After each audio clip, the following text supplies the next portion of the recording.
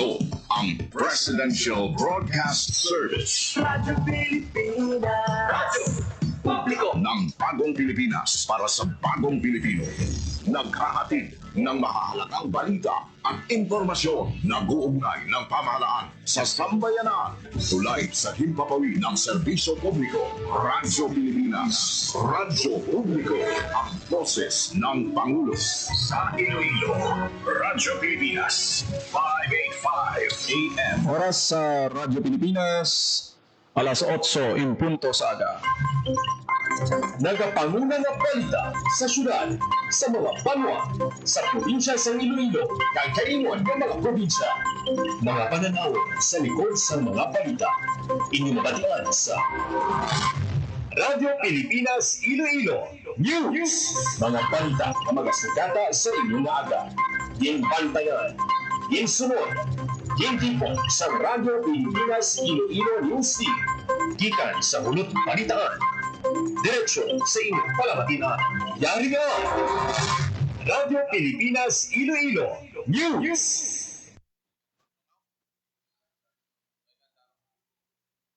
Mayong aga Pilipinas, good morning Western Visayas. Welcome sa Radyo Pilipinas News. Subong adlaw sa Lunes, Disyembre 8 tuig 2025. Ako ang inyong tagbalita, Janelle Baclay, kagkaroon sa aton ng mga headlines. Duwa patay kalakip ang isa ka pulis sa duwa ka shooting incident sa Calatrava, Negros Occidental. Sa ibang pa nga balita, si troops sa Iloilo ginatugutan na sa Philippine Coast Guard kasunod sa paghina sa bagyong Wilma. Masobra 4,000 ka household sa Aklan nag-graduate sa Pantawid Pamilyang Pilipino Program. More Power nag-umpisa na sa pag-operate sa ilang expanded franchise sa Banwa sa Pavia. DSWD Field Office 6 may naka-standby nga masobra 102 million pesos nga relief sources sa mga LGU nga napektuhan sa kalamidad. Kapin anong kalibo ka pamilya nga napektuhan sa bagyo sa Capiz nagbaton sa assistance gikan sa DSWD Emergency Cash Transfer. Kaag Oplan kontra baha giinlunsar sa Bacolod City.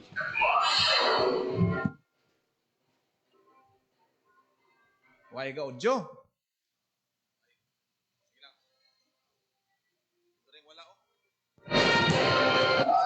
Oras sa Radyo Pilipinas, alas 8:03 aga nagkaroon sa detalye sa aton mga balita lokal.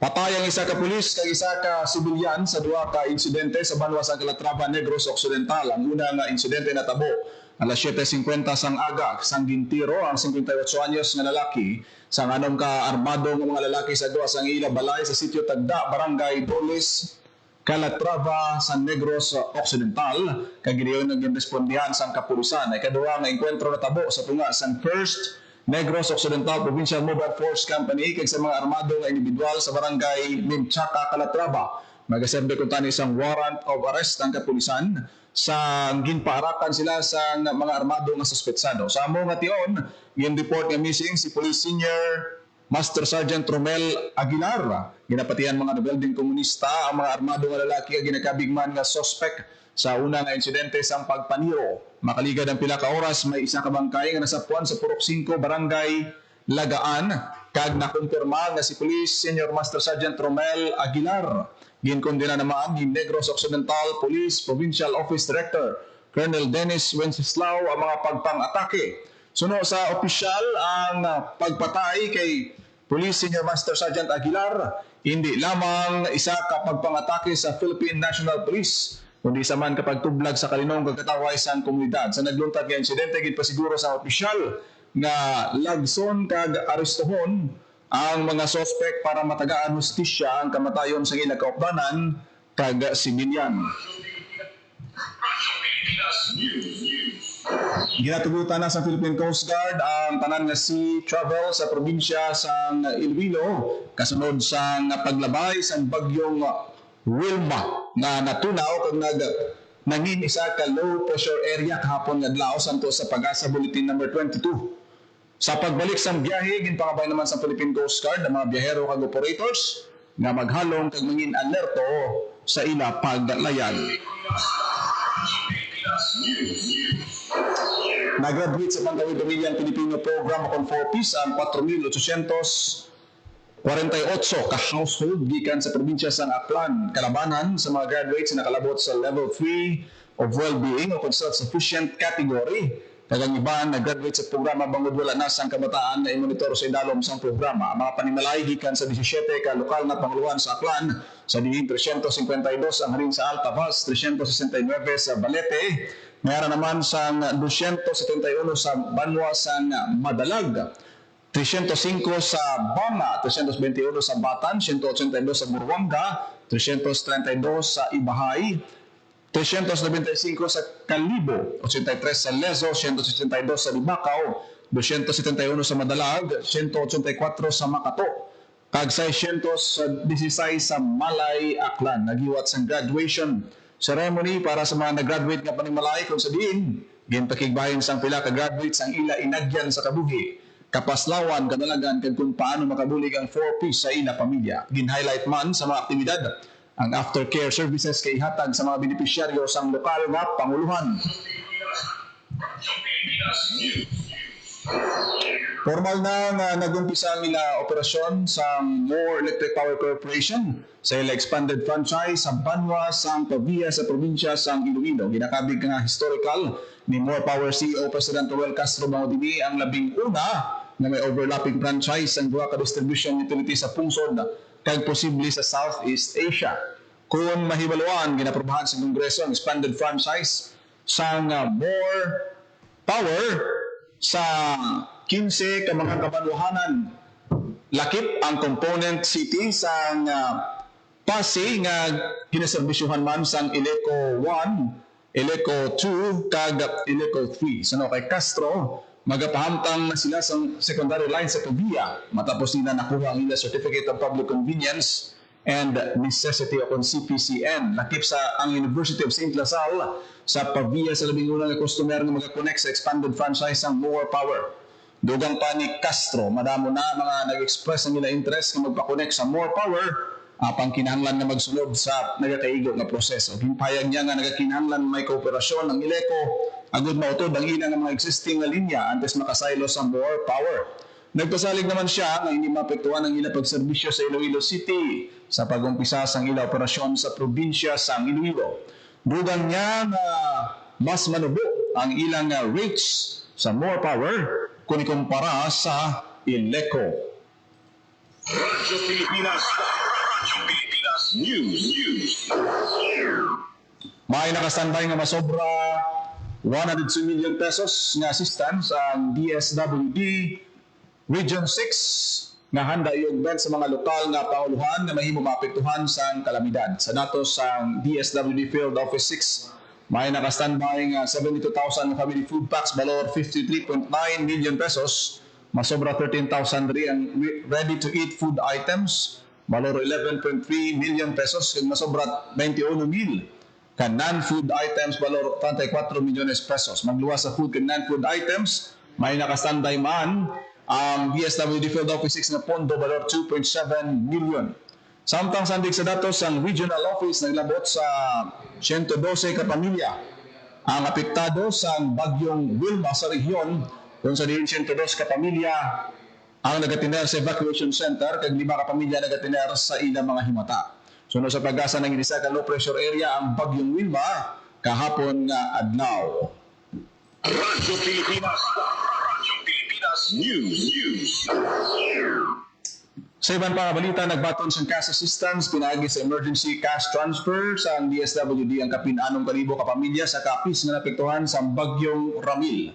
Lakip sa nagbaton ang benepisyaryo ang 3,506 ka family recipients sa Banwa sang Sigma, 1,562 sa President Rojas, 1,230 sa Pontevedra, 346 sa Dao, kag 74 sa Mayon. Ang mga benepisyaryo ang ginassess bilang slightly o kung severely affected sa bagyo. Sa idalom sa ECT program ng mga severely affected families, magabaton sa tag 10,000 pesos.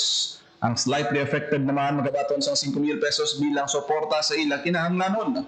ang paghatag sa assistance kabahin sa direktiba ni DSWD Secretary Rex Gatchalian kag mando ni Presidente Ferdinand R. Marcos Jr. para manginadasig ang pag-recover sa mga napektuhan nga pamilya. Radyo Pilipinas News. Formal na ginlunsar sa Bacolod City Government kag sa Department of Public Works and Highways ang Oplan kontra baha, isa ka masangkad nga inisyatibo po na nagkalain-lain na sektor nga tuyo magsabat sa problema sa pagbaha. Magluwas diri na tala naman hiwaton sa Disyembre 10 ang Flood Mitigation Summit agud istoryahan ang mga solusyon sa nagkalain-lain nga problema sa pagbaha sa syudad. Sa karon lakip sa ginalantaw nga mga rason ng pagbaha sa syudad amo ang barado nga mga kanal, pagbara sa lutak, mga nagaupang nga infrastruktura kag hindi maayo nga pagdumalas ang basura. Lakip man sa inisyal nga sabat amo ang paghiwat sa clearing operation sa mga mayor ng mga sapa kag suba sa syudad. Samtang 3,000 naman ka residente ang ginatagan sang obra sa idalom sang programa nga tupad sa Department of Labor and Employment agud mag-survey nga river warriors kag magbulig sa pagtinlo sa mga lagyan sang tubig. Madumduman nga sa Nobyembre 25 madamo nga puluyan sa Bacolod City ang ginbaha kasunod sa malawig nga ulan dala sang Bagyong Verbana. Radyo Pilipinas News.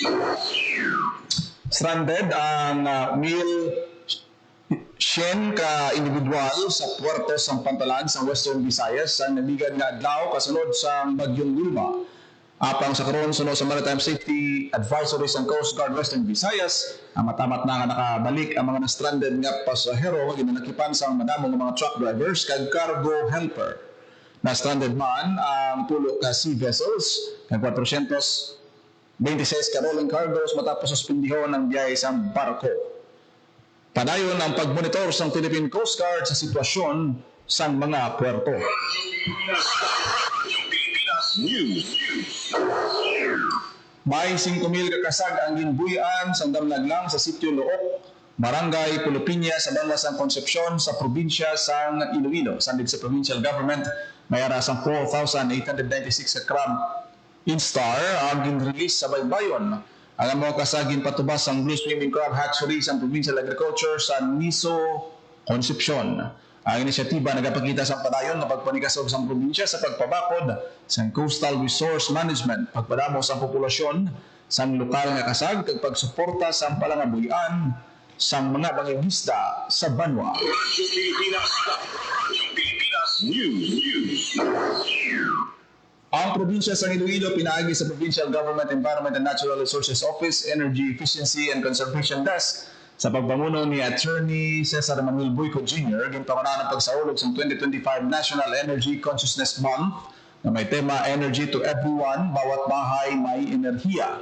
Nakapokus sa selebrasyon sa mga mayor na hinimuan sa Iloilo Provincial Government sa pagpatuman sa Government Energy Management Program o CONGEMP sa idalom sa RA 11285 o Efficiency Act of 2019. Sa karon natuig ang tema nagasentro sa pagkampanya para sa paggamit sa enerhiya at pagpakampanya para sa inisyatibo sa EEC sa Panimalay. Hintambungan ni Vice Governor Natalie Andy Buque ang kahiwatan naging-highlight ang katungdanan sa EE Coast sa mga focal persons sa pagpatuman sa GEMP plans. Hindi naman ni Board Member Rolando Distura ang mga hinimuan sa probinsya kag kontribusyon sa EDCOS kag focal persons. Hinatagan pagtamod ni Provincial Administrator Dr. Raul Banyas ang kabalagaan sa probinsya sa pagpatuman sa GEMP. Si Lourdes Arciaga, Chief sa Science Research Specialist sa DOE Energy Resource Development and Utilization Division, nagpresentar sa pinakauli nga energy statistics sa Panay, intubod ang importansya sa database solutions, synergy, efficiency. Radyo Pilipinas News. Luwat na nagdingob ang National Irrigation Administration Halao River Multipurpose Project 2 o kung GRMP2 project, Management Office kag Department of Labor and Employment Region 6 para sa ikaapat nga phase sa livelihood programs. Naging disenyo agad mabalik ang kita sa apektado nga stakeholders sa proyekto. Sa ginhiwat nga 92nd founding anniversary celebration, naging facilitate sa Dole 6 ang PMO sa papamuno ni Regional Manager Engineer Junel Bores. Nagbaton sang cheque nga nagabalo 6,991,700 pesos gikan kay Dole 6 Regional Director Attorney Sixto Rodriguez Jr. para sa ninambitan nga partnership. Yaraman ang presensya sa likoton ng Watershed Management Section Chief Steve Cordero, Technical Assistant po Livelihood Cecilia Ang. Ang livelihood programs nagalakip sa goat production para sa 89 ka pamilya, Manure Duck production para sa 18 ka pamilya, kag COVID duck production para sa 68 ka pamilya nga may kabilugan nga 175 ka pamilya sang IP. Kada beneficiaryo magabaton sang kantidad nga 40,000 pesos nga livelihood intervention sa dalam sang Dole Integrated Livelihood Program. Sa nagdigad nga tuwigin duha ka ahensya nagtingugman para magatag livelihood programs pareho sang broiler production, dried fish retailing, feeds retailing, Manure duck production, native chicken production para sa 135 ka pamilya nga IPs. Importante man na talupang doon ang PMO una nga nakabil sa nanuway-tuway ng livelihood programs ang naglabot sa 4 million pesos sa idalom sang BILP sang tuig 2018-2019, 3 ka milyon ka pesos sang tuig 2022, 4 million pesos sa 2023 kag 1 ka milyon ka pesos nga balor sang tupad sang 2024. Sa 1 ka milyon ka pesos nga balor sang tupad ang hinatang Director Rodriguez bilang dugang insentibo para sa NIA GRMP2 bilang pagkilala sa pagka-outstanding implementers ang ila programa. Sa karon may kabugusan rapin o kung kulang sa 19 milyones pesos nga balor sa livelihood assistance ang naka-access ang PMO gikan sa Dole Region 6. Ang Dole isa sa 28 ka mga ahensya sa gobyerno nakabahin sang interagency convergence mechanism kag malahalo na makaupod sa NIA sa pagpatungan sa nagkarainlaing nga infrastruktura, serbisyo sosyal kag mga programa sa palangabuyan para sa stakeholders sa GRMP.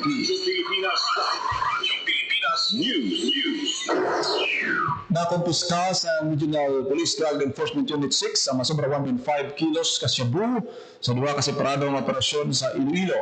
Sa siyudad sa Iloilo, arestado ang mag-live-in partner sa dimpatikay na bypass operation sa barangay Hipodromo City proper.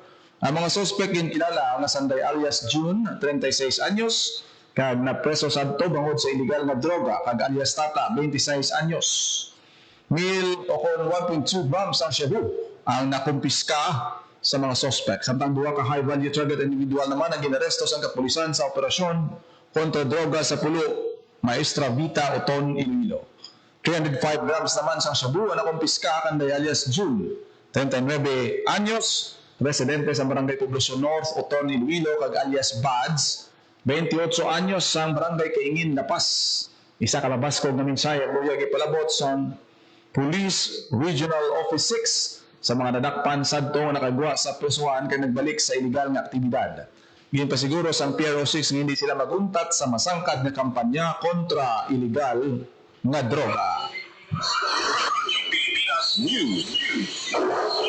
Sa ikaduha nga higayon, liwat nga ginkinala ang isla sa Boracay bilang world's leading luxury island destination sa World Travel Awards. Ang pagkilala ginbato ng Department of Tourism USEC Berna Esmeralda Buensoseso kag DOT6 Regional Director Crisanta Marlene Rodriguez sa giniwat nga WTA Grand Final Gala Ceremony Exhibition sa World Bahrain. Suno kay Rodriguez ang pagkilala pagpamatuod sa padayon na pagpabatyag sa mga bisita sa matuod nga luxury pinaagi sa Filipino hospitality. Samtang naglang nalakip man ang Boracay sa top 10 island in Asia sa 2025 Condé Nast Traveler Leaders Choice Award.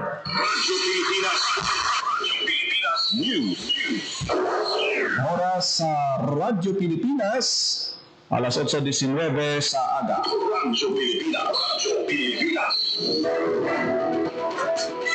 Naging na nabatihan ang detalye sa mga nagapanguna nga balita sa pagpangalagad sa Radyo Pilipinas News sa adlaw sa Lunes, Disyembre 8, tuig 2025. Sa dugang pangabalita kag impormasyon, please share, follow kag like sa atong Facebook page Radyo Pilipinas Iloilo. Ako na lamang inyo alagad ang inyo tagbalita, Gina Baclay. Mayong aga Pilipinas, God bless Iloilo. Radyo Pilipinas. Radyo Publiko. Radyo Pilipinas. Ang inyong tulay sa himpapawid ng serbisyo publiko, ang Presidential Broadcast Service, Radyo Pilipinas, Radyo Publiko. Radyo Pilipinas. Radyo Publiko.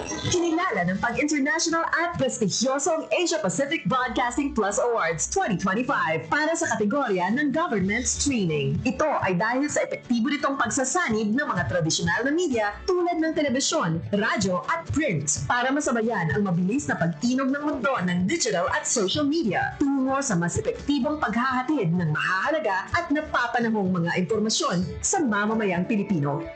Kinilala rin ang Radyo Pilipinas dahil sa patuloy na pag-akyat ng rating. Ngayon ay matatag sa pang-apat na pwesto sa Mega Manila ayon sa pinakahuling Nielsen Radio Audience Measurement Survey. At sa social media, nakamit ang mahigit 2,000% pagtaas ng bilang ng mga sumusubaybay sa Radyo Pilipinas page sa unang bahagi ng 2025. Patunay ito na ang inyong Radyo Pilipinas Radyo Publiko ay tunay na kaagapay ng inyong pamahalaan sa paghahatid ng serbisyo sa mga mamamayang Pilipino. Mula sa aming lahat, sa ngalan ng inyong pamunuan at mga kawani ng Presidential Broadcast Service, kasama ang inyong mga himpilan ng Radyo Pilipinas sa buong kapuluan. Maraming salamat po sa inyong lahat, sa inyong pagtangkilik at pagkilala. Radyo Pilipinas. Radyo Publiko! Radyo Pilipinas. Radyo Publiko! Radyo Pilipinas.